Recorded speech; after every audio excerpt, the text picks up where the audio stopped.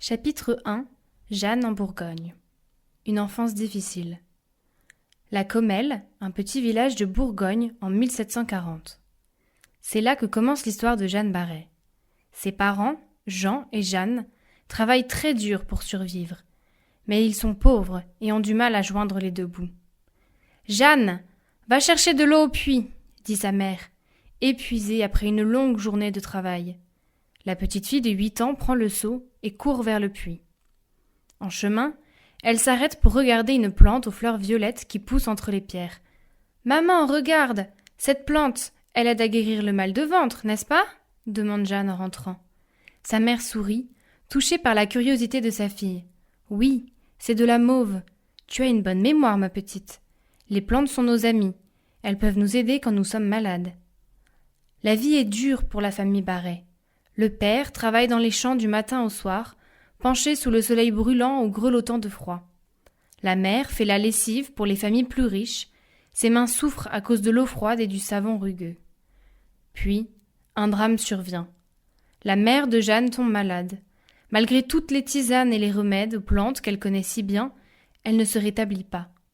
Jeanne a moins de 10 ans quand elle perd sa mère, et peu de temps après son père disparaît aussi. Jeanne est maintenant orpheline. Jeanne est recueillie par sa grande sœur et son beau-frère. Elle doit s'adapter à une nouvelle vie. Le travail est dur. Elle doit s'occuper des enfants, aider aux champs et faire le ménage. Mais malgré tout, Jeanne trouve du temps pour observer la nature.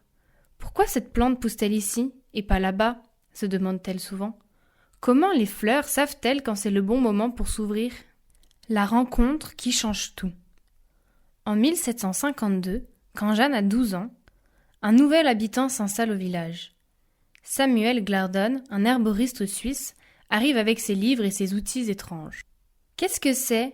demande Jeanne en pointant du doigt un objet posé sur la table de Glardon. « C'est une loupe » répondit-il avec un sourire gentil.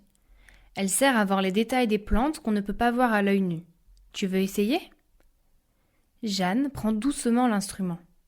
À travers la loupe, les pétales d'une fleur montrent des détails incroyables, de petits poils, des motifs qu'elle n'avait jamais vus.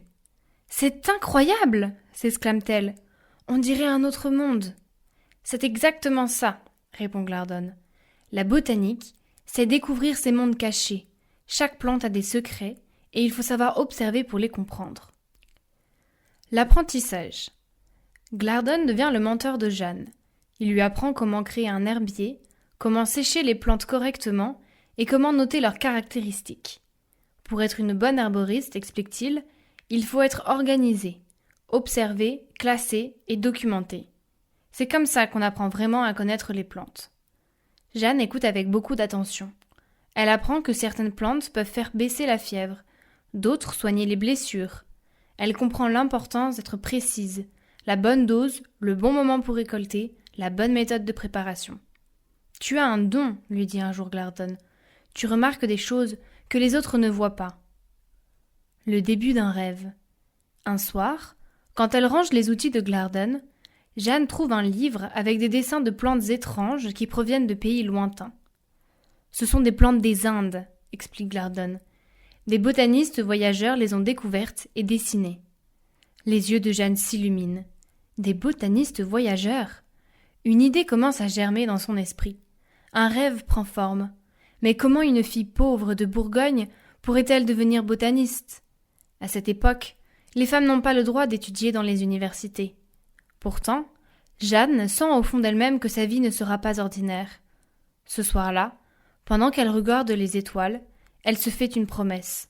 Un jour, elle aussi explorera le monde et découvrira des plantes inconnues. Elle ne sait pas encore comment, mais elle trouvera certainement un moyen. La nuit tombe sur la Commelle, mais dans le cœur de Jeanne, une lumière s'est allumée. Que lui réserve l'avenir? Comment une simple fille de la campagne pourra-t-elle réaliser ses rêves dans un monde qui ne lui laisse pas beaucoup de place?